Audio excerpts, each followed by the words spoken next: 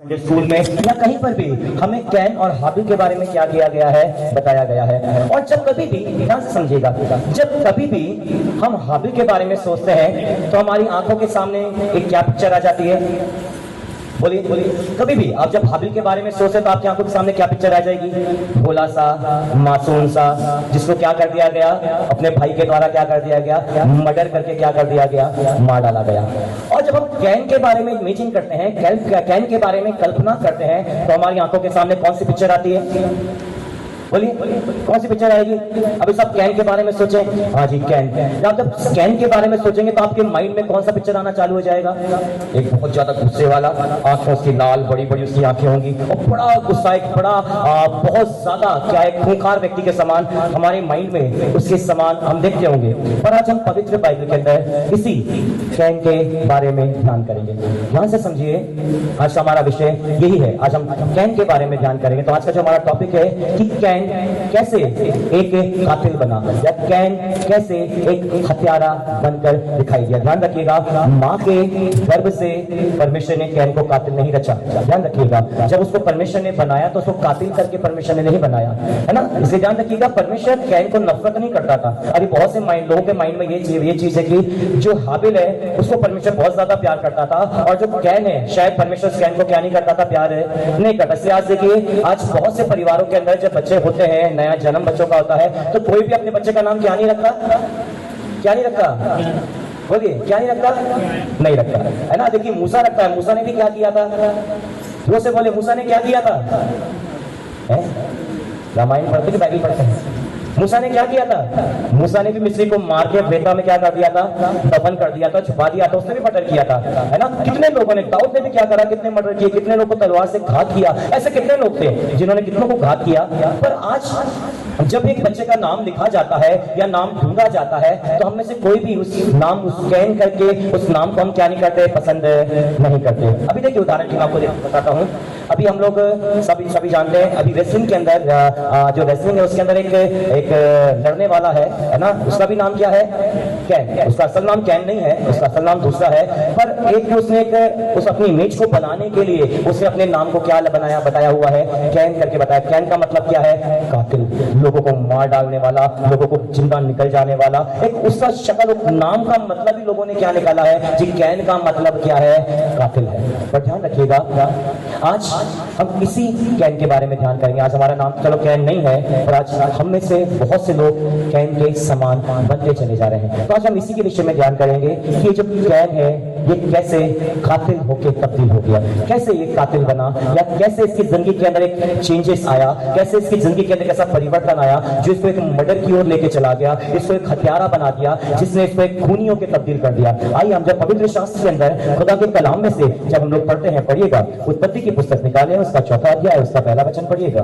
तब आदम ने अपनी बीवी हवा नाल संग कीता अते वो गर्भणी हुई अते कहीं नु जनी ता उन्हें आख्या। अभी ध्यान से सुनिए, अभी क्या लिखा हुआ है? जब उसने पुत्र को जन्म दिया तब उसने क्या कहा? पढ़िए कि मैं एक मनुष्य यहोवा को प्राप्त किया। हाँ, मैंने एक मनुष्य, हिंदी में लिखा है परमेश्वर ने मुझे सहायता किया, और उस परमेश्वर की उस दान के द्वारा मैंने किसे प्राप्त किया? इसका मतलब कैन किसकी ओर से था? जोर से बोले, किसकी ओर से था कैन?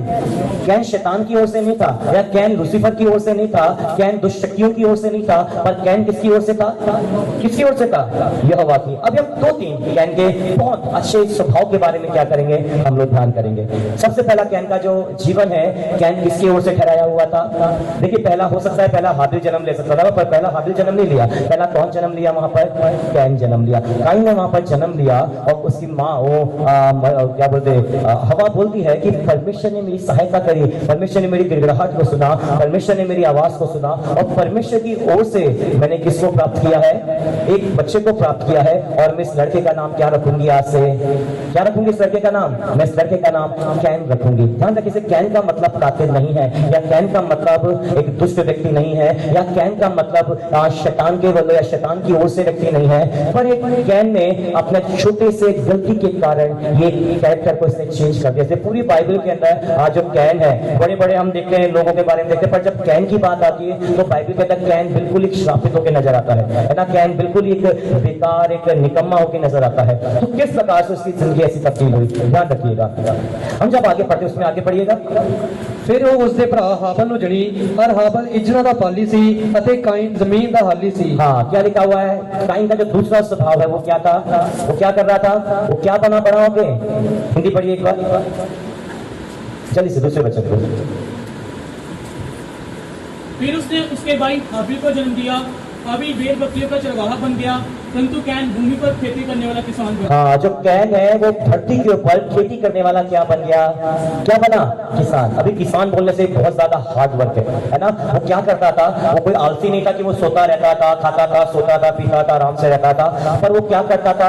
अपने माँ बाप के लिए, अपने जानवरों के लिए, अपने भाइयों के लिए, है ना, अपने परिवार के लिए, अपने लोगों के लिए, अपने जानवरों के लिए क्या करता था? दिन रात क्या करता था? मेहनत करता था। खेती का काम आसान है क्या? खेती का काम आसान है कि डंगर चराना आसान है? दसो जी, कौन सा काम आसान है जी? डंगर चराना आसान है, खेती काम करना आसान है? फिर डंगर पर क्या करा, यहाँ से चारा तो वहां खड़े हो गए, अपने आप ही चढ़ते रहेंगे, आराम से पेड़ के नीचे जाके आराम से सो जाओ, रेस्ट कर लो। पर कलाम कहता है जो कैन था वो एक बहुत ज्यादा हार्ड वर्कर था, ये बहुत ज्यादा मेहनती था। इसलिए इसने कौन से फील्ड को चूज किया? इसने किस काम को चूज किया? इसने बोला कि नहीं नहीं, मैं भी क्या करूंगा? मैं खेती करूंगा, मैं अपने माँ बाप के लिए मेहनत करूंगा, मैं अपने लोगों के लिए मेहनत करूंगा, मैं अपने भाई के लिए मेहनत करूंगा, मैं अपने जानवरों के लिए मेहनत करूंगा। इसलिए जो हाबिल था, खुदा का कलाम क्या था, उसने कौन से फील्ड को चुना? उसने बोला कि नहीं नहीं, मैं तो माल डंगर चराना, मैंने, है ना, मैं भेड़ बकरियों को चराऊंगा। पर कैन जो था उसने किस चीज को चुना? वो क्या कहता है? मैं किसको चुनूंगा? मैं क्या करूंगा? मैं हार्ड वर्क करूंगा, मैं मेहनत करूंगा, मैं मेहनत करके, क्योंकि खुदा ने इंसान को श्राप दिया। और क्या श्राप दिया इंसान को? कि धरती ऊंट कटारे उगाएगी और तू क्या करेगा? तू अपनी मेहनत से अपने पसीना, माथे का पसीना बहाएगा, अपना खून पसीना बहाएगा और फल क्या करेगा?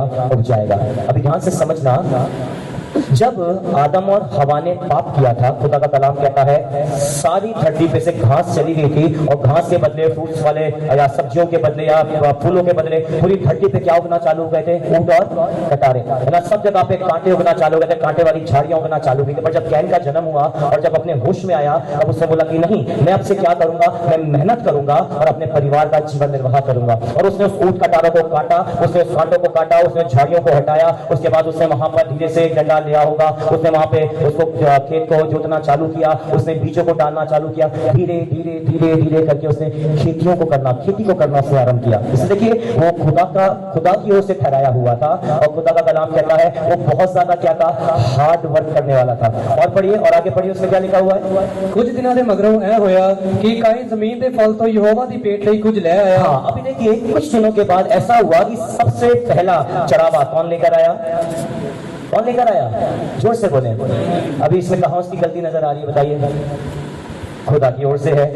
उसके बाद दूसरा स्वभाव क्या है? हार्ड वर्कर है, बहुत ज्यादा मेहनत, कड़ी मेहनत करने वाला है। और तीसरा क्या है? हाबिल पर बलिदान लेकर नहीं आया, पर सबसे पहला बलिदान कौन ने चढ़ाया? किसने चढ़ाया?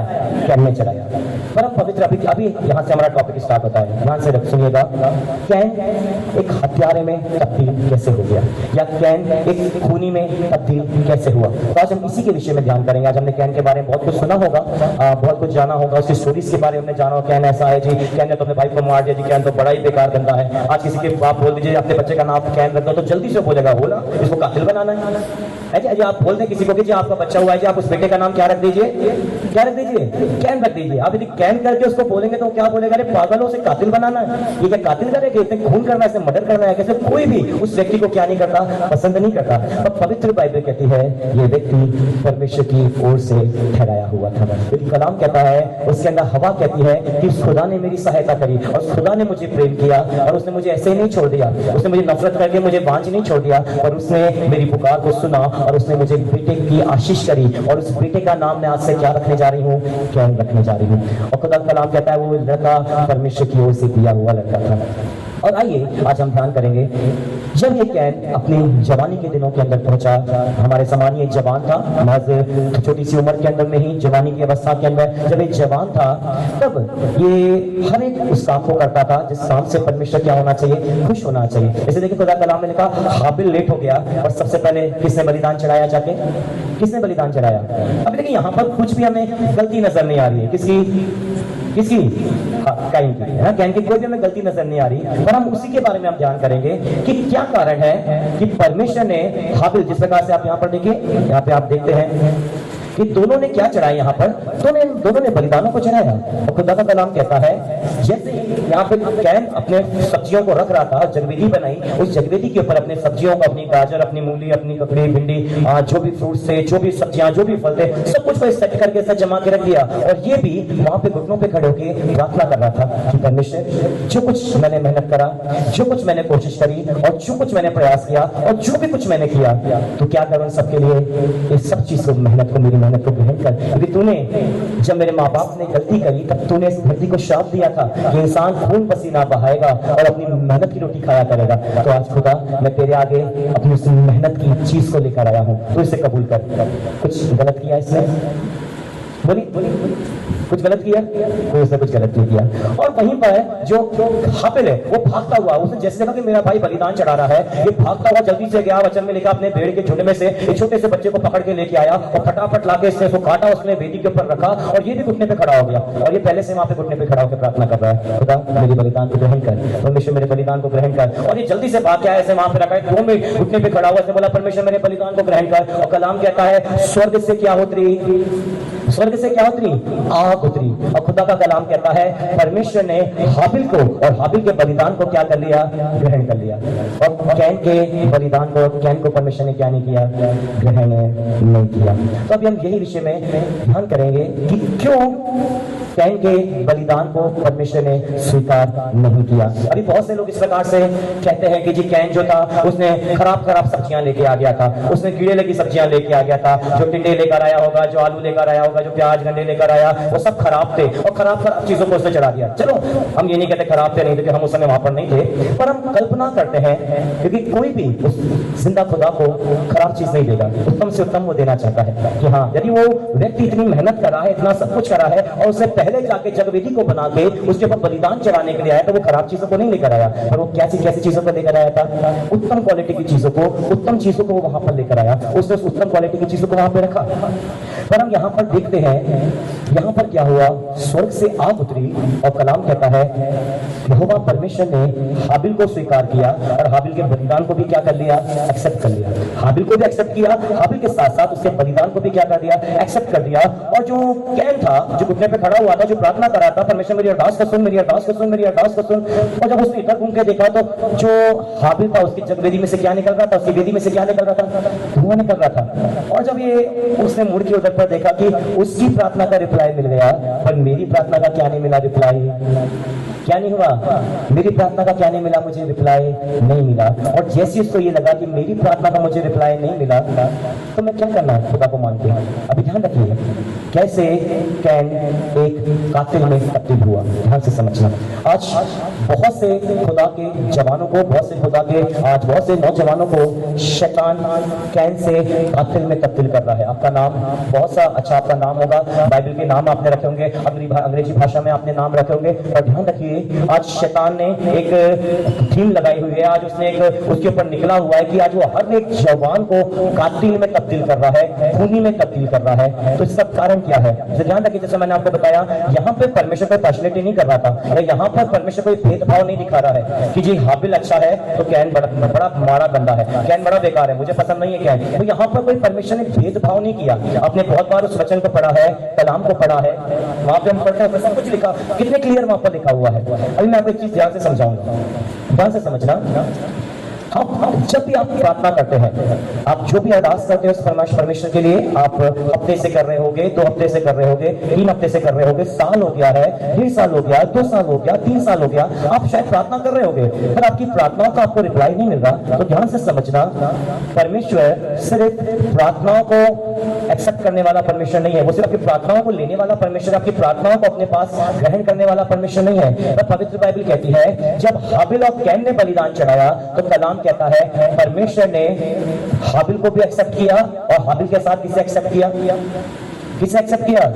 जो से है जी, उसकी भेंट को बलिदान, उसके भेंट को भी परमेश्वर ने एक्सेप्ट किया। ध्यान रखिएगा, आपकी प्रार्थना, आप सारे प्रार्थना करते होंगे, आप सुबह उठ के प्रार्थना करते हो, आप रात में प्रार्थना करते हो, आप दिन में प्रार्थना करते हो, आप 4 घंटे प्रार्थना करते होगे, आप 5 घंटे प्रार्थना करते होगे, आप उपवास रखते होंगे, आप इतवार की मीटिंग में आते होंगे, आप बाइबल स्टडी में जाते होंगे, आप फास्टिंग प्रेयर्स के अंदर जाते होंगे, आसपास की पिंडों की आराधनाओं के अंदर आप जाते होंगे, दिन प्रतिदिन आप वचन सुनते होंगे, प्रचार सुनते होंगे, गीत गाते होंगे, सब कुछ करते होंगे। और खुदा का कलाम कहता है परमेश्वर आपकी प्रार्थनाओं को, आपके बलिदान को एक्सेप्ट करने के पहले वो किसे एक्सेप्ट करना चाहता है, वो किसे ग्रहण करना चाहता है? पढ़िए उस वचन को, पढ़िए जल्दी से, 4 वचन। ਹਾਬਲ ਵੀ ਇੱਜ਼ਤ ਦੇ ਪਹਿਲਾਂ ਉੱਠਿਆ ਔਰ ਉਹਨਾਂ ਦੀ ਚਰਬੀ ਤੋਂ ਕੁਝ ਲੈ ਆਇਆ ਅਤੇ ਯਹੋਵਾ ਨੇ ਹਾਬਲ ਨੂੰ ਔਰ ਉਹਦੀ ਭੇਟ ਨੂੰ ਪਸੰਦ ਕੀਤਾ। हाँ, ध्यान से समझिए क्या लिखा है। सबसे पहले किसको पसंद किया परमेश्वर ने? जोर से बोले। सबसे पहले परमेश्वर ने किसे पसंद किया? हाबिल को पसंद किया। उसके बाद किसे पसंद किया? किसे पसंद किया? भाई है नहीं होली बोलते, पीछे वाले बोलो। सबसे पहले परमेश्वर ने किसे पसंद किया? जोर से, जोर से, जोर से। हाँ, किसे पसंद किया? हाबिल को। नेक्स्ट प्रोसेस, उसके बाद किसे पसंद किया?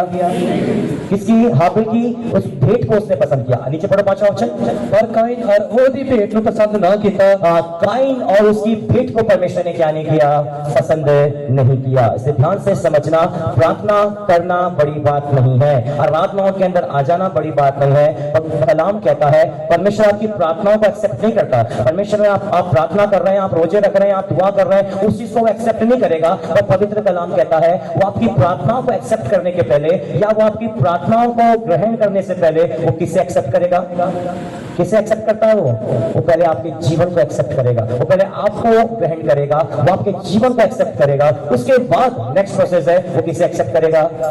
किसे एक्सेप्ट करेगा? वो आपके अरदास, आपकी प्रार्थना, आपके निवेदन से। वचन में क्या लिखा है? परमेश्वर ने पहले हाबिल को पसंद किया, उसके बाद किसे पसंद किया? किसे पसंद किया? उसकी भेंट को। ध्यान रखिए, बहुत से जवान बच्चे, छोटा मैं आपको उदाहरण बताऊंगा। आज बहुत से जवान बच्चे बोलते हैं जी हम तो प्रार्थना कर रहे हैं, हम तो गिरजे के अंदर आ रहे हैं, हम तो बाइबल भी पढ़ते हैं, बस रात में प्रार्थना करते हैं, हम तो दिन में प्रार्थना करते हैं, हम तो सवेरे प्रार्थना करते हैं, है ना? ध्यान रखिए, आप प्रार्थना, बेशक आप प्रार्थना करते होंगे, पर क्यों परमेश्वर उस प्रार्थना को नहीं सुन पाता है, या जवाब क्यों नहीं परमेश्वर दे पाता है? कारण क्या? देखिए बहुत से ऐसे जवान बच्चे आपको देखने को मिलेंगे जो क्या करते हैं, जो प्रार्थना करते हैं, आराधना के अंदर आते हैं, गीत गाते हैं, उसके बाद वो क्या करते हैं, वो फोनों पे लग जाते हैं, वो चैटिंग पे लग जाते हैं।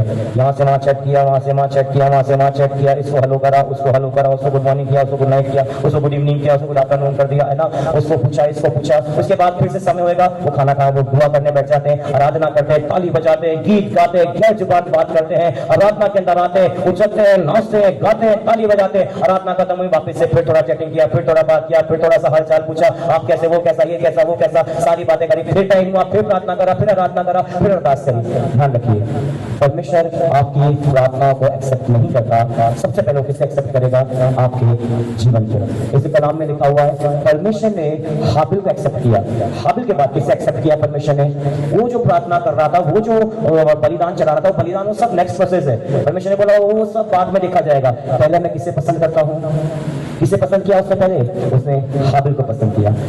और हम कैन के बारे में हम लोग ध्यान करें। अभी हम यहाँ पर क्या पढ़ते हैं? कैन भी यहाँ पे प्रार्थना कर रहा है। जैसे मैंने आपको बताया, सबसे पहले बलिदान किसने चढ़ाया? कैन किसकी ओर से था? परमेश्वर की ओर से। उसके बाद दूसरा, कैन का स्वभाव क्या है? वो क्या करता था? क्या करता था? वो हार्ड वर्क करता, बहुत ज्यादा वो क्या करता था? मेहनत करता था। उसके बाद तीसरा हमने पढ़ा, खुदा को पहला स्थान देता था। सबसे पहले वो क्या हुआ? खुदा की हजूरी के अंदर आया, सबसे पहले खुदा के पास में आया। और कलाम कहता है उसने खुदा को, साहिल, उसने खुदा को क्या करना चालू किया? उसने खुदा को बलिदान चढ़ाना चालू किया। और जब उसने खुदा को बलिदान चढ़ाना चालू किया तो पवित्र कलाम इस प्रकार से कहता है, पहले बलिदान उसी ने चढ़ाया, पर वचन कहता है परमेश्वर ने उसके बलिदान को क्या नहीं कर पाया? एक्सेप्ट नहीं कर पाया।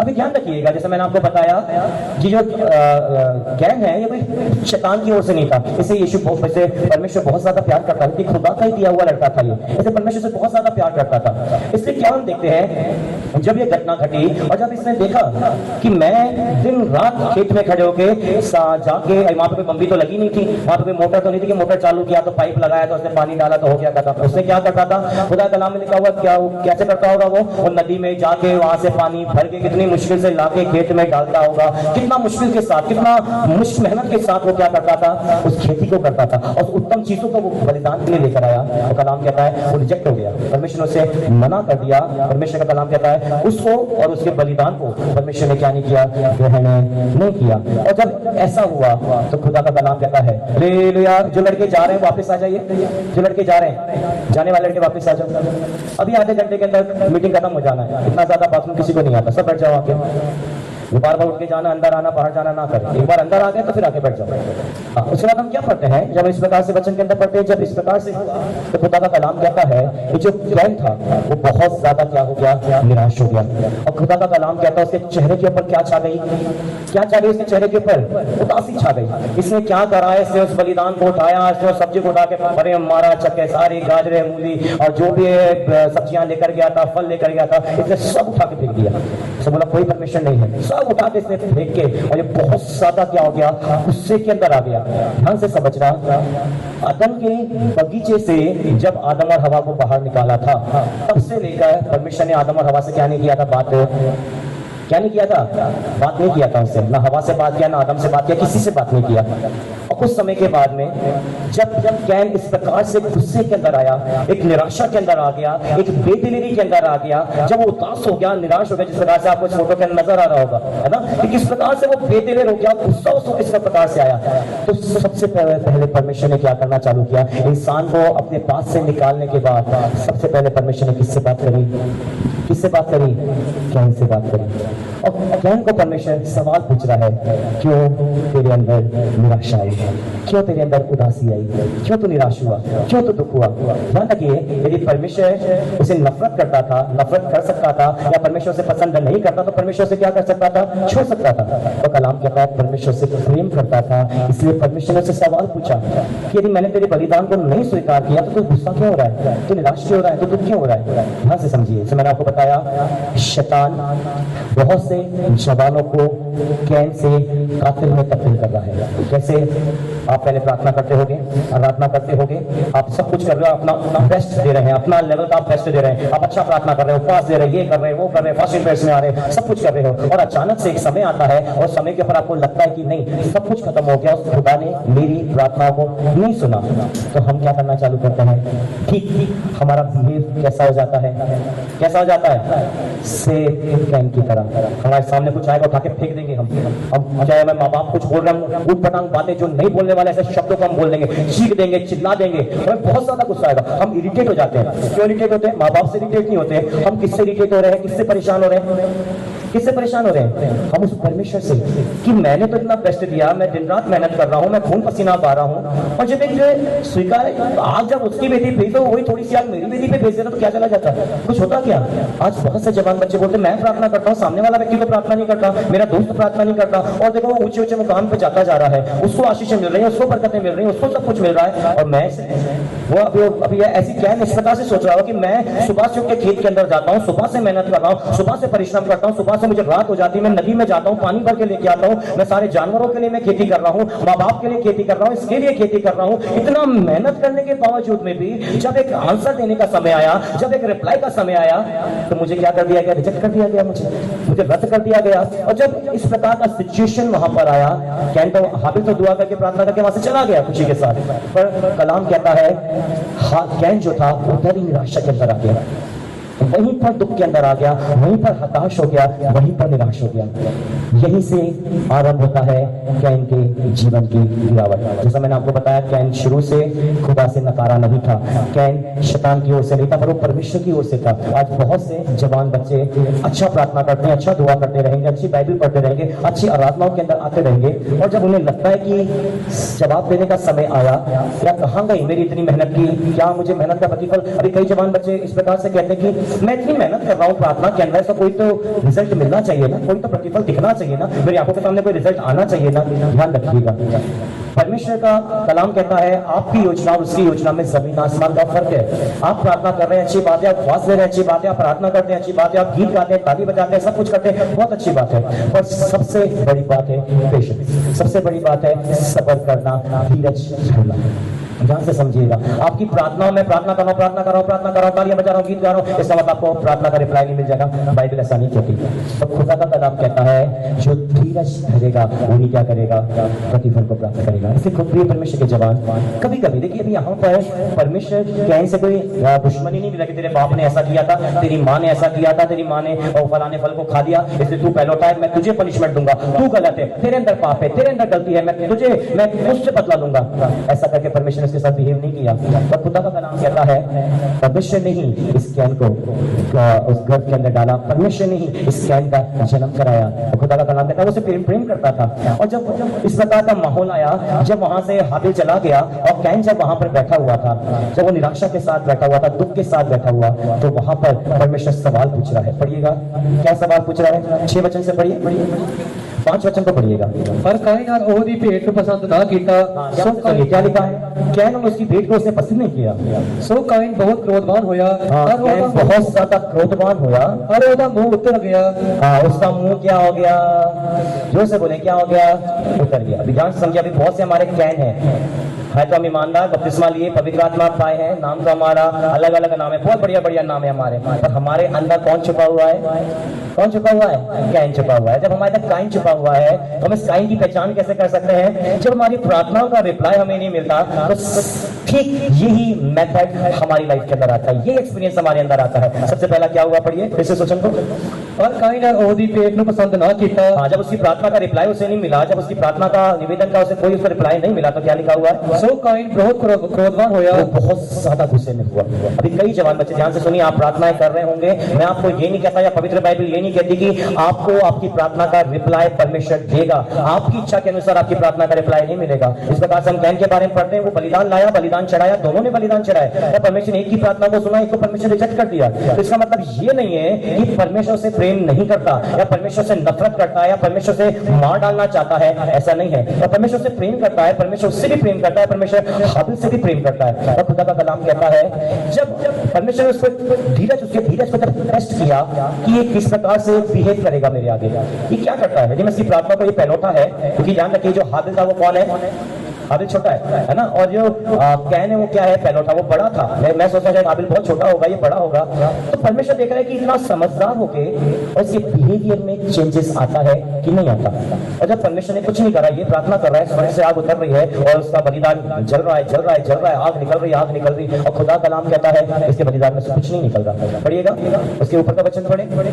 और ओहदा मुंह उतर गया, ता यहोवा ने काइन को आख्या तू क्यों क्रोधवान है अते तेरा मुंह नीवा क्यों हो गया है। हाँ, अभी यहाँ पर परमेश्वर सवाल कर रहा है कि तू क्यों गुस्सा कर रहा है और तेरा मुंह क्यों ऐसा उतरा हुआ है। ध्यान रखिए प्रिय परमेश्वर के जवान, आप ये ना सोचें आप जब प्रार्थनाएं कर रहे हैं आपकी प्रार्थनाओं का रिप्लाई आपको नहीं मिल रहा, आप कोशिश कर रहे हैं, आपकी उस कोशिश का प्रतिफल आपको नहीं मिल रहा है, साल हो गया, 2 साल हो गया, 3 साल हो गया, कोशिश कर रहे हैं, तो इसका मतलब ये नहीं है कि परमेश्वर आपसे प्रेम नहीं करता।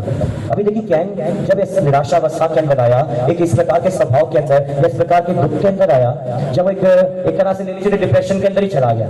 क्यों? क्योंकि उसने मेहनत करी, उसने सबसे पहले बलिदान चढ़ाया, तो कलाम कहता है वो डिप्रेशन की हालत में चला गया, वो क्रोध से भर गया और उसका चेहरा पूरा लटक गया, वो निराश हो गया, वो टूट गया पूरा। क्यों? क्योंकि उसे उसकी मेहनत का रिजल्ट जवाब नहीं मिला। इसे ध्यान रखिएगा, आप में से बहुत से ऐसे जवान होंगे, आपने प्रार्थनाएं करी होगी, आप प्रार्थना कर रहे होंगे, आपकी प्रार्थनाएं चल रही होंगी, आपकी प्रार्थनाएं शायद आपने बंद कर दी होगी। क्यों? क्योंकि आपकी प्रार्थनाओं का रिजल्ट आपको नहीं मिला। तो आपने सर रिप्लाई क्या कर रहे हैं, सेम कैन का मेथड। ध्यान रखिएगा, सेम कैन के समान। जब आपका धीरज का टेस्ट आपको टेस्ट करता है कि तू तो समझदार है, तू तो बड़ा है, तू तो कलाम पढ़ता है, तू तो बपतिस्मा लिया हुआ है। कैन ने बपतिस्मा नहीं लिया था, पवित्र आत्मा नहीं पाया था, वो वचन नहीं पढ़ता था, उसने यीशु को नहीं जाना था, उसने जिंदा खुदा को नहीं जाना था, वो स्वर्ग और नरक क्या है उसे नहीं पता था, स्वर्ग में कितने स्थान है उसे नहीं पता था, वो कुछ भी नहीं जानता था। एक तरह से बिल्कुल नील, एक तरह से जीरो था, कुछ भी नहीं पता। फिर भी सोच के देखिएगा वो निराशा के अंदर चला गया, परमेश्वर से मुलाकात कर रहा है। और आज देखिए जब बपतिस्मा लेते हैं, हम हर इतवार खुदा के वचन को सुनते हैं, हर एक रातों के अंदर आते हैं, और जब हम लोग निराशा के अंदर आ जाते हैं और जब हम लोग दुखी हो जाते हैं, ध्यान रखिए हमारी प्रार्थना का रिप्लाई हमें नहीं मिलता, तो ठीक कैन के समान हमारे अंदर स्वभाव आता है। और स्वभाव क्या है, हम गुस्सा हो जाते हैं। कई जवान गुस्सा करते हैं, वो बोलते नहीं मैंने नहीं प्रार्थना करना, माँ बाप बोलेंगे प्रार्थना करना, मैंने नहीं प्रार्थना करना, मुझे नहीं बोलना प्रार्थना करने के लिए, नहीं पढ़नी मैंने बाइबल, नहीं करना मैंने प्रार्थना, नहीं करना मैंने आराधना, नहीं करना मैंने ताली बजाना, कुछ नहीं करना मैंने। क्यों? क्योंकि परमेश्वर ने मुझे क्या नहीं किया, रिप्लाई नहीं दिया। और यही हालत कैन की थी। तो ध्यान रखिए, इसी डिप्रेशन के अंदर, इसी दुख के अंदर परमेश्वर ने कैन को छोड़ा नहीं। और परमेश्वर फ्यूचर की बात बता रहा है। क्या बता रहा है कैन को?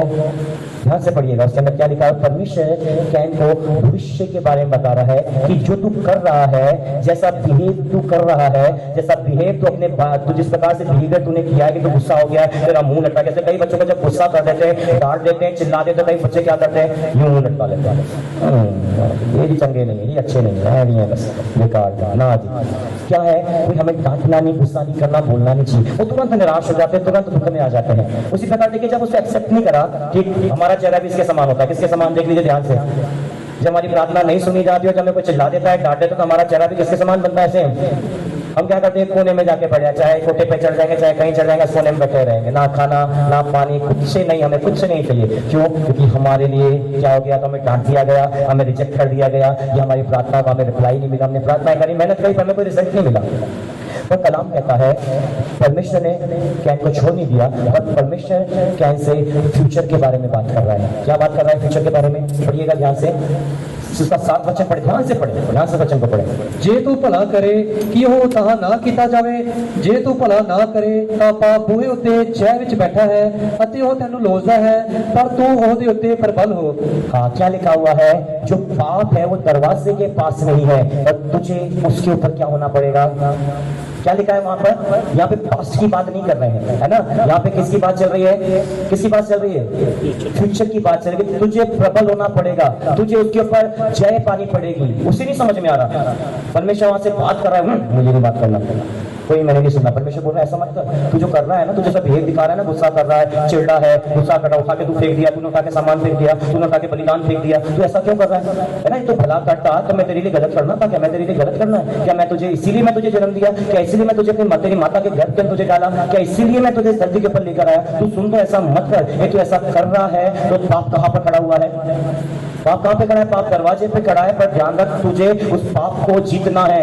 कैन बोल रहा है मैंने नहीं सुना, मैंने नहीं सुना, जो आपको बोलना है बोलते रहो। परमेश्वर बोल रहा है पाप दरवाजे पे खड़ा है, तुझे उसके ऊपर प्रभुता करनी है। ये वहां से मुंह फेर के क्या हो गया होगा?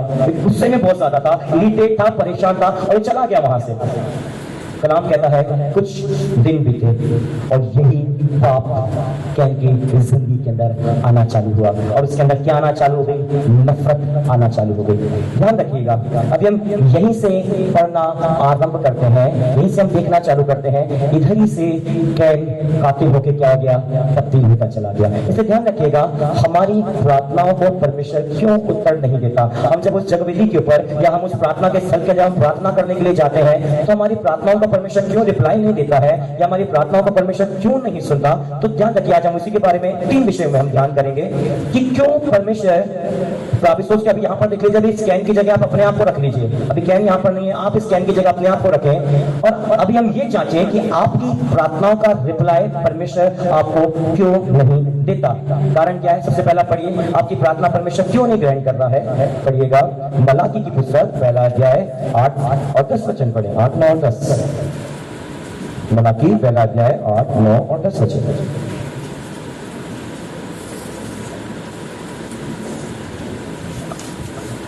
जब तुसी अन्य का चढ़ावा चाहते हो तो कुछ बुराई नहीं, जब लंदे या बीमार का चढ़ावा चाहते हो तो कुछ बुराई नहीं। जरा तू अपने हाकम नूं इहो ही चढ़ा कि वह तैथों खुश होवेगा, या कि तेरे चेहरे नूं वह आदर देवेगा। सैनों दे यहोवा दा फरमान है, हुण जरा परमेश्वर अगे बेनती करो कि वह साडे उत्ते दया करे, जब तुहाडे ही हथों ए होया। बस अब इसमें क्या लिखा हुआ है ना? तू चाहे कैसा भी चढ़ावा चढ़ा, है ना, तेरी भेड़ अंधी हो, लंगड़ी हो, कैसा भी हो, तू जैसा मर्जी चढ़ावा चढ़ा दे। तो खुदा का नाम कहता है मैं इस चढ़ावे को क्या नहीं करूंगा? स्वीकार नहीं करूंगा। ध्यान रखिएगा, आज हम प्रार्थना तो करते हैं, आराधना तो करते हैं, बलिदान तो चढ़ाते हैं, पर हमारा चढ़ावा कैसा होता है? हम प्रार्थना करते करते क्या हो जाते हैं? सो जाते हैं। हम प्रार्थना करते करते हमारे विचार कहीं चले जाते हैं। बैठे तो हम यहाँ पर हम सोचते कुछ रहते हैं, फिर हम बोलते हैं हम 1 घंटा तो बैठ के आए, हम 2 घंटा तो बैठ के आए, परमेश्वर क्यों हमारी प्रार्थना को नहीं सुनता? खुदा का कलाम कहता है तुम्हारे चढ़ावे कैसे हैं? अंधी, लंगड़ी और कई प्रकार से जख्मी जानवरों के समान हमारे बलिदान सारे बेकार है।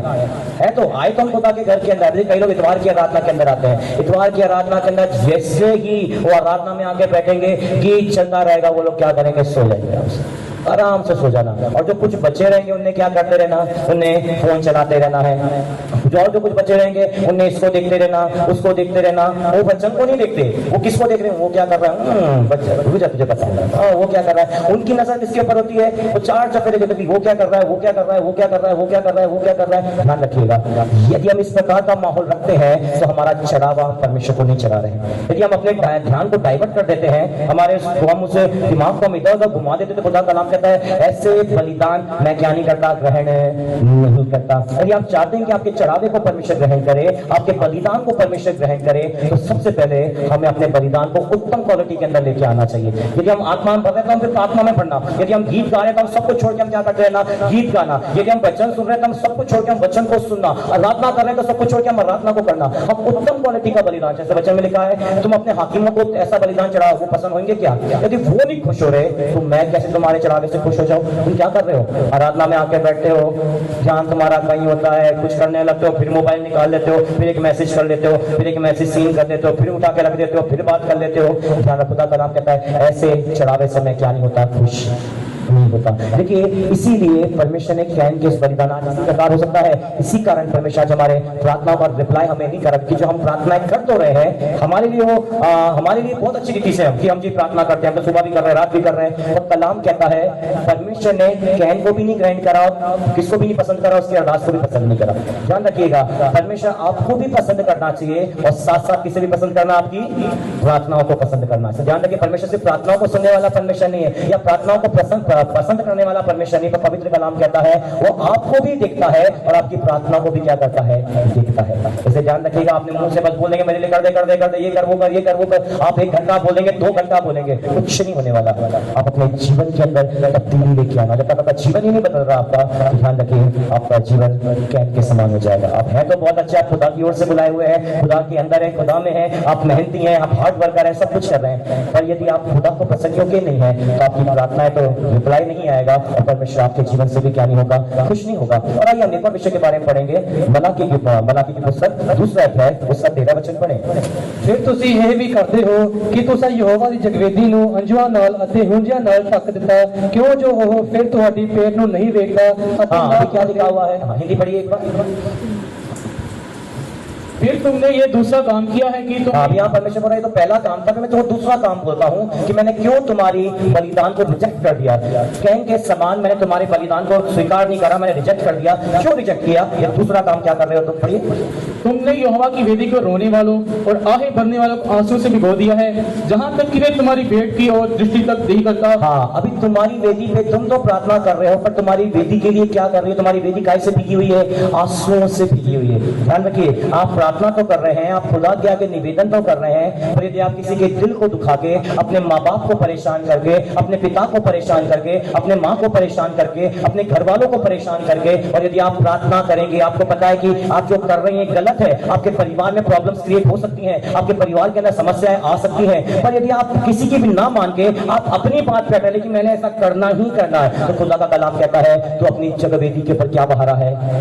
तेरे आंसू नहीं गिर रहे, किसके आंसू गिर रहे हैं? तेरे लोगों के आंसू, दुखियों के आंसू तू जगवेदी पे बहा रहा है, और उस आंसुओं से भरी जगवेदी पे तू क्या चढ़ा रहा है? क्या चढ़ा रहा है? तारीफ का बलिदान चढ़ा रहा है, गैर जुबान बातें कर रहा है, प्रार्थना कर रहा है, पर कलाम कहता मैं तेरी ऐसी प्रार्थना को, ऐसे बलिदानों को मैं पसंद नहीं करता। ये तेरा दूसरा काम है, तेरा बलिदान रिजेक्ट करने का। मैं तेरे बलिदानों से खुश नहीं हो रहा, तू जो बलिदान चढ़ा रहा है मैं तेरे बलिदानों को रिजेक्शन में डाल रहा हूँ, सारे रिजेक्ट कर रहा हूँ। क्यों? क्योंकि दूसरे तेरे कारण आंसू गिरा रहे हैं। देखो ये परमेश्वर के जवान किसी को भी दुख देके, अपने माँ बाप को दुख देके, अपने परिवार को दुख देके, अपने लोगों को दुख देके, अपने जन्म देने वाले बाप को दुख देके, यदि आप प्रार्थना करते हैं कि जी मैं तो जी बड़ा धर्मी व्यक्ति हूँ, जी मैं तो अच्छी प्रार्थना करता हूँ, जी मैं तो गीत गाता हूँ, ताली बजाता हूँ, आराधना करता हूँ, कलाम कहता है कोई मतलब का नहीं आपकी प्रार्थना करना, क्योंकि आपकी जगवेदी काय से ढकी हुई है?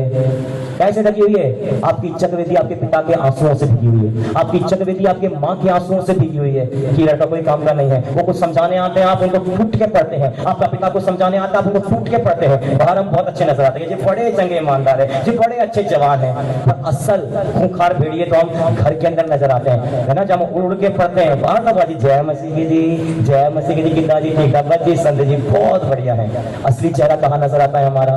अपने माँ बाप के सामने, अपने घर के अंदर हमें असली चेहरा नजर आता है। क्योंकि माँ बाप हमें थोड़ा सा कुछ बोल दे, हमारा पिता हमें कुछ बोलना नहीं चाहिए, हमारी माँ हमें कुछ बोलना नहीं चाहिए, हमारे सेवक हमें कुछ बोलना नहीं चाहिए, कोई हमें डांटना नहीं चाहिए, कोई हमें चिल्लाना नहीं चाहिए, हमें कुछ बोलना नहीं चाहिए। माता किसी ने कुछ बोल दिया तो बस ध्यान रखिए क्या हो जाए, बिल्कुल कैन के हमारा मुंह लटक जाएगा। हम सब कुछ फिर भी आके क्या करेंगे? आराधना बैठेंगे, तारी तारी तारी तारी तारी धन्यवाद तारी तारी। खुदा का नाम कहता है आपकी चकवेदी आपके माँ बाप आपके सेवकों के आंसुओं से भीगी हुई है।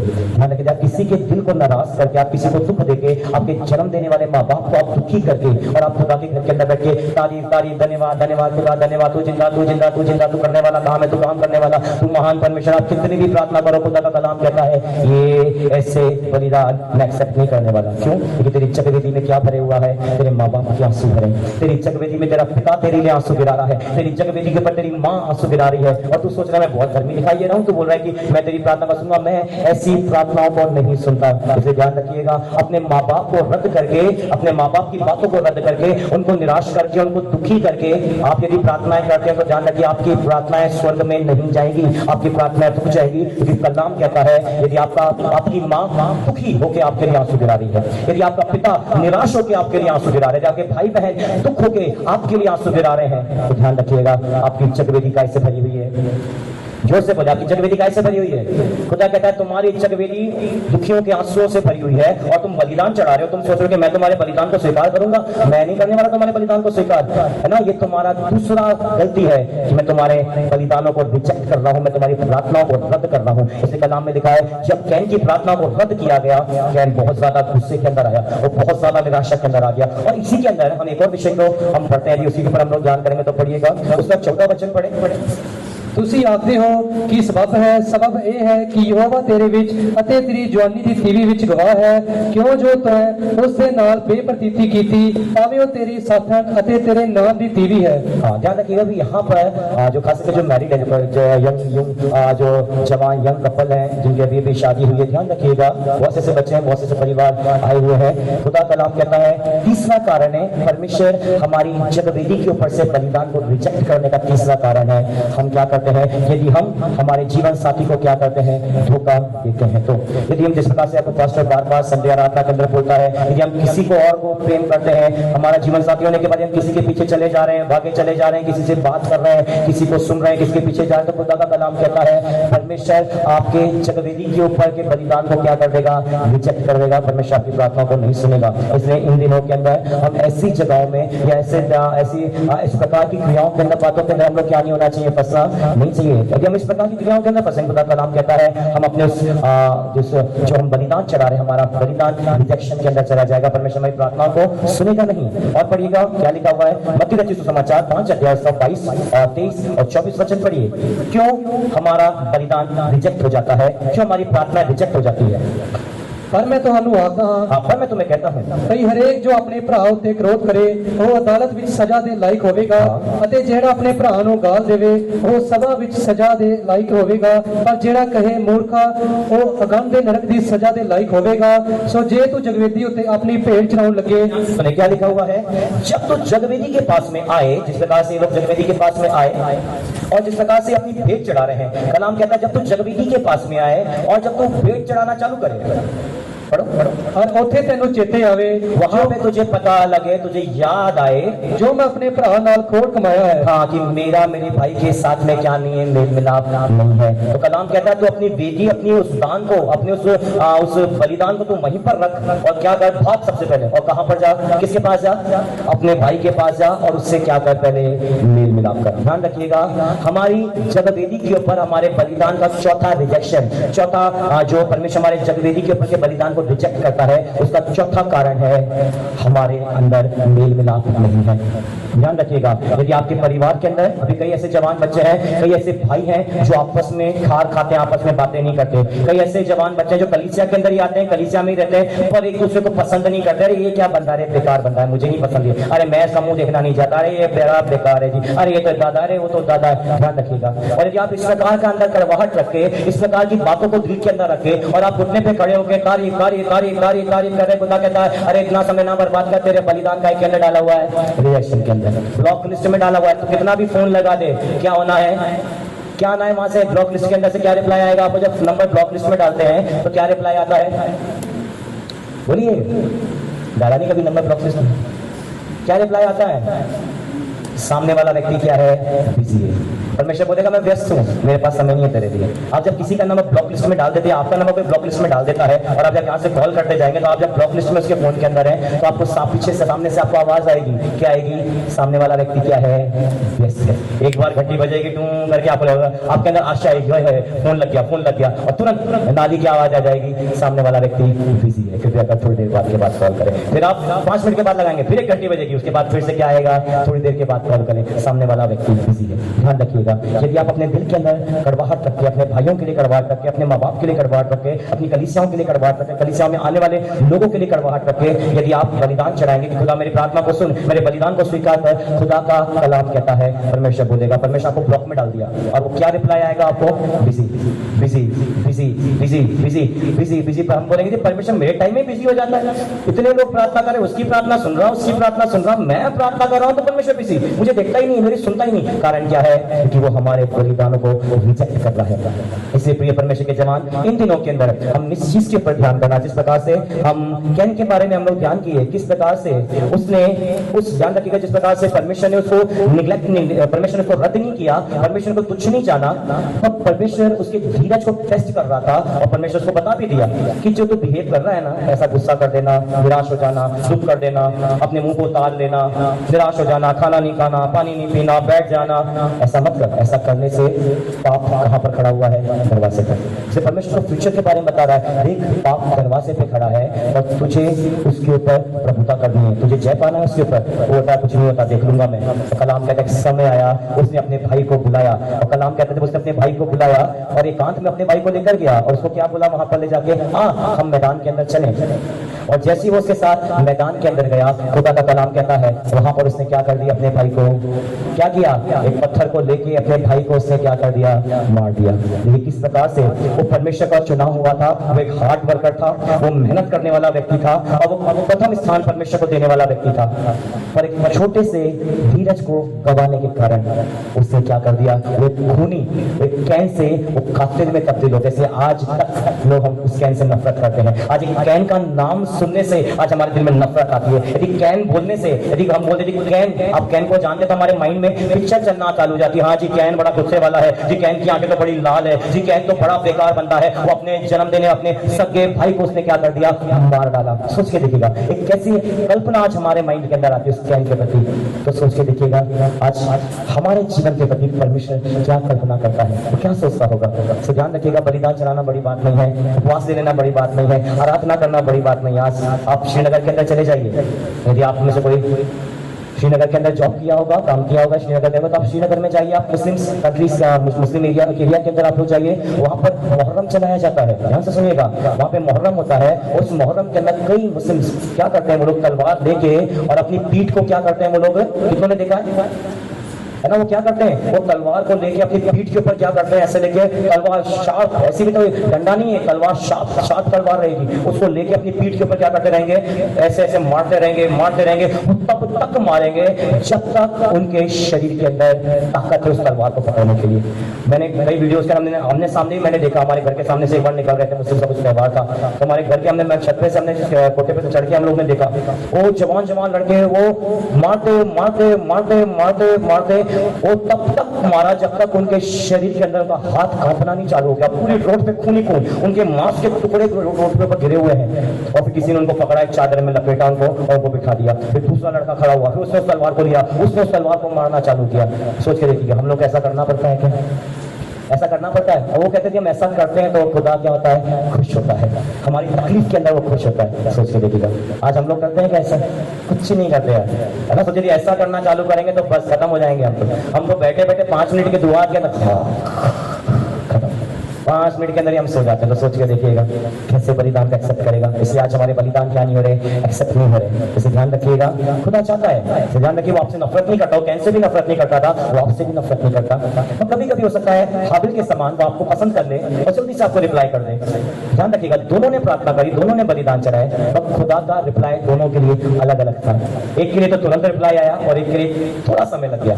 परमेश्वर बोला कोई बात नहीं, मैंने कौन सा तुझे निगलेक्ट करके कौन सा तुझे नकार दिया, मैंने करूंगा ना तेरे लिए, तू क्यों ऐसा कर रहा है? ऐसा गुस्सा मत कर, ऐसा ना हो, ऐसा करेगा तो तेरे लिए नुकसान है, तेरे जिंदगी में पाप आएगा। उसने छोड़ दिया तो कोई बात नहीं। उसके बाद देखिए हम चंगा फट, जब परमेश्वर ने उससे पूछा तेरा भाई कहाँ पर है, तो इतना ज्यादा गुस्से क्या था, क्या बोलता है, क्या बोलता है वो, कि अपने भाई का रखवा लो, क्या मेरे को आपने उसके छोड़ा हुआ है कि उसकी देखरेख करूं, मैं उसको संभालने वाला हूं, मुझे क्या पता किधर है, घूम रहा हुआ कहीं पर भी। सोच के देखिएगा, इतना ज्यादा गुस्सा उसको अपने भाई के ऊपर तो था ही था, साथ ही साथ किसके ऊपर भी गुस्सा था उसे, पर में से कई जवान बच्चे खुदा पे नाराज होना चालू होते हैं। मैंने नहीं करनी दुआ, मैंने नहीं करनी प्रार्थना, मैंने नहीं करना ये, मैंने नहीं करना वो। ध्यान रखिएगा, आपकी प्रार्थना बंद करने से, आपकी दुआएं बंद करने से उसका कुछ नहीं चले जाना। पर ध्यान रखिए, आप कैसे कातिल में तब्दील हो जाएंगे, आपको पता भी नहीं लगेगा। आप धीरे धीरे धीरे धीरे धीरे करके आपका आत्मिक जीवन समाप्त हो जाएगा, सब कुछ समाप्त हो। कलाम कहता है लास्ट में उसका मंजर ऐसा हो गया, खुदा ने बोला तू पूरी दुनिया में क्या करेगा, तू घोड़ा कहलाएगा, तू भागता रहेगा, तू घबराता रहेगा, निराश होता रहेगा और भागता रहेगा। इसलिए आइए प्रिय परमेश्वर के जवान, आज इस दिन के अंदर आइए अपने आप को जांच के देखें। जिस प्रकार से आज हमने ध्यान किया कि किस प्रकार से कैन एक कातिल में तब्दील हो गया। हो सकता है आज हमारे उस बलिदानों को तो हम चढ़ा रहे हैं, पर आज हमारे माँ बाप के आंसू उस जगवेदी के ऊपर पड़े हुए हैं। आज हमारे माँ बाप हमारे लिए दुखी हो रहे हैं कि मेरे बेटे ने मुझे परेशान करके रखा हुआ है, ये मेरी नहीं सुनता। आज हमारी माँ की जन्म देने वाली माँ आपके लिए परेशान हो गई कि इसने मेरे को परेशान करा हुआ है। ध्यान रखिएगा, यदि आपके माँ बाप के आंसू आपके लिए गिर रहे हैं, आपकी माँ निराश होकर दुख होकर आपके लिए रो रही है, आपका पिता आपके लिए रो रहा है कि मेरा बेटा मुझे परेशान कर रहा है, मैंने नहीं सोचा था ये ऐसा निकल जाएगा। यदि आपके माँ बाप आपके लिए आंसू गिरा रहे हैं तो ध्यान रखिए, वो आंसू धरती पर नहीं, वो आंसू आपके बलिदान चढ़ाने वाली जगवेदी पे गिर रहे हैं और वो जगवेदी आंसुओं से भीग रही है। इसलिए परमेश्वर बोलता है तेरे निराश लोग आंसू बहा रहे हैं और तेरी जगवेदी आंसुओं से भीगी हुई है। इसलिए मैं तेरे बलिदानों को, मेरे हाथ खड़े हुए हैं, मैं तेरे बलिदानों को क्या नहीं करूंगा, स्वीकार नहीं करूंगा। इसलिए आज हमारी लाइफ में रिजेक्शन, हर जगह से फेलियर, हर जगह से फेलियर, हर जगह से फेलियर। आप ये ना सोचें कि शायद गिरजा बदलना पड़ेगा, पास्टर बदलना पड़ेगा, संगति बदलनी पड़ेगी, कुछ भी बदल लो, कुछ नहीं होने वाला। यदि आपके अपने आपके लिए आंसू गिरा रहे हैं, यदि आप अपनों को दुखी करके, यदि आप खुदा के आगे, उस परमात्मा के आगे बैठ के आप अरदास कर रहे हैं, आप उस जिंदा खुदा के आगे प्रार्थना कर रहे हैं, आपकी जगवेदी अभी भी आंसुओं से भीगी हुई है, आपके बलिदानों को स्वीकार नहीं करेगा। इसलिए आइए ये सभा समाप्त करने से पहले आइए अपने घुटने पर खड़े हो जाएं, कोई भी उठ के बाहर नहीं जाएगा और अपनी आंखों को बंद कर ले, अपने पवित्र वचन को, अपने धर्मशास्त्र को बंद कर लीजिएगा और आइए प्रिय परमेश्वर के जवानों खुदा के आगे समर्पण करना चालू करें। कैसे सब अपनी आंखों को बंद कर लें, कैसे परमेश्वर का चुना हुआ लड़का जवान था, कैसे वो परमेश्वर के द्वारा ठहराया हुआ, परमेश्वर के द्वारा इस धरती पे भेजा हुआ एक जवान, पहला एक जवान लड़का था जो इस धरती के ऊपर भेजा गया। बस सोच के देखिए, परमेश्वर ने उसे भेजा, परमेश्वर ने उसे रचा और परमेश्वर ने मां के गर्भ में उसे डाला और परमेश्वर से इतना प्रेम करता था, पर उसने भी हार नहीं मानी, वो हार्ड वर्कर होकर निकला, उसने मेहनत करी, उसने कोशिश करी, उसने प्रयास करी और उस समय समय पे परमेश्वर के लिए बलिदान चढ़ाने जाता था। तो खुदा का नाम कहता है उसके धीरज को टेस्ट करने के लिए उसके बलिदान को रिजेक्ट कर दिया गया। और आज जब हमारा धीरज टेस्ट होता है, आज हम निराश हो जाते हैं, आज हम बोलते हैं मेरे साथ ही ऐसा क्यों हो रहा है, फलाना भी तो है ना, वो तो बहुत पाप करता है, वो तो बहुत गलतियां कर रहा है, उसके साथ तो कुछ नहीं हो रहा, मेरे साथ ही ऐसा होता है। हो सकता है आप इस सवाल के साथ आप यहाँ पर बैठे होंगे कि वो चला गया, वो तो अन्य जाति का था, वो तो मेरा ही दोस्त था, मुझे पता है उसकी करतूतें, मुझे पता है वो क्या करता है, वो चला गया पर मैं नहीं जा सका, मेरे लिए परमेश्वर काम नहीं कर रहा है, मैं इतना सब कुछ कर रहा हूँ, मैं अरदासें कर रहा हूँ, मैं प्रार्थना कर रहा हूँ, मेरे लिए परमेश्वर रास्ता नहीं खोल रहा। एक निराशा सवाल के साथ हो सकता है आप यहाँ पर आके बैठे होंगे, तो ये परमेश्वर का जवाब आइए, उसने आपको रिजेक्ट नहीं किया। ध्यान रखिएगा, वो किसी को भी रिजेक्ट नहीं करता। यदि वो आपको रिजेक्ट करना होता, यदि उसने कैन को रिजेक्ट करना होता तो परमेश्वर को पता था कि कैन हाबिल को मार डालेगा, और फिर भी परमेश्वर ने उसको रिजेक्ट नहीं किया। परमेश्वर चाहता था उसको वहीं पर मार डालना था, परमेश्वर ने उसको रिजेक्ट नहीं किया। परमेश्वर उसको मौका दिया कि देख पाप पे प्रभुता कर, परमेश्वर उसको मौका दिया, कैन पाप पे प्रभुता कर, कैन तो समय का टेस्ट तेरे लिए आने वाला है, टेंटेशन तेरे लिए आने वाली है, एक परीक्षा तेरे लिए आने वाली है, और मेरे बेटे तो उसके ऊपर प्रभुता करना, तो उसके अंदर गिरना नहीं, तो उस टेंटेशन के अंदर फंसना नहीं चाहिए, तो उस परीक्षा के अंदर गिरना नहीं चाहिए, तो हियाव रख। और उसने बोला मुझे नहीं करना, मैं नहीं जानता, आपने कौन सी मेरी प्रार्थना को सुना, मुझसे नहीं बात करना। और वो निराश होकर, उदास होकर, हताश होकर वो चला गया। और कलाम कहता है वही परीक्षा, वही टेंटेशन उसकी लाइफ के अंदर आया और उसका जीवन, उसकी लाइफ बर्बाद हो गई, उसका जीवन बर्बाद हो गया। आज इसी हालत के अंदर वे जवान हो सकता है आप बैठे हुए होंगे यहाँ पर। आइए और आप जमाना दे उस कैन को कातिल में तब्दील होने के लिए। आगे खुदा क्या पश्चाताप करें। आगे गलती को पूछे। कैन ने अपनी गलती को नहीं पूछा कि परमेश्वर क्या गलती, ऐसी क्या चीज थी जो आपको हाबिल की अच्छी लगी और मेरी अच्छी नहीं लगी। ऐसा क्या था जो आपको हाबिल का अच्छा लगा और मुझे मेरी बात आपको अच्छी नहीं लगी। आपको ऐसा कौन सा प्रार्थना का तरीका था जो आपको हाबिल का पसंद आया और मेरे प्रार्थना का तरीका आपको पसंद नहीं आया। उसने सवाल से इस चीज को पूछा नहीं। तो बदाम कहता वो निराश हो गया, वो रोने लगा, वो दुख करने लगा, वो हताश हो गया, उसने सब कुछ फेंक दिया आपके पास से। उसने बोला कोई परमेश्वर नहीं है, कोई आराधना करने वाला नहीं है, कोई जिंदा परमेश्वर नहीं है, सारे के सारे झूठे हैं, कोई मेरी प्रार्थना को नहीं सुनेगा। यदि आप इस प्रकार की हालत के अंदर होंगे तो आइए आप एक रिजेक्शन की हालत के अंदर यहाँ पर बैठे होंगे। ये परमेश्वर जवान आप एक कैन के समान रक्त हालत के अंदर आप यहाँ बैठे होंगे। आपको लग रहा है कि मुझे परमेश्वर ने रिजेक्ट कर दिया, आपको लग रहा है मुझे मेरे माँ बाप ने रिजेक्ट कर दिया, आपको लग रहा है कि मुझे मेरे भविष्य ने रिजेक्ट कर दिया, मेरा फ्यूचर सब जगह से मुझे फेलियर मिल रहा है, मैं हर एक जगह पर रिजेक्शन का सामना कर रहा हूँ, हर जगह मुझे फेलियर मिल रहा है। मैं जिस फील्ड में जाता हूँ, जिस तरह से आगे बढ़ता हूँ, मुझे फेलियर फेलियर फेलियर और मुझे फेलियर का ही सामना करना पड़ रहा है। निराश ना हो। उस निराशा के अंदर देखिए परमेश्वर ने से कुछ नहीं बोला और परमेश्वर उस निराशा के अंदर परमेश्वर को ये नहीं बोला कि हाँ चल अगली बार बलिदान चढ़ा तो मैं सुन लूंगा, ऐसा नहीं बोला। तो परमेश्वर ने बोला तुझे प्रभुता करनी है, तुझे जयवंत करना है, कैन तुझे जयवंत करना है, तू हारना नहीं चाहिए, तू इस पूरे समाज के सामने घुटने नहीं टेकना, कैन तू हारना नहीं चाहिए, तू जीतना है, तू प्रभुता करना चाहिए, तू प्रभुता करना चाहिए।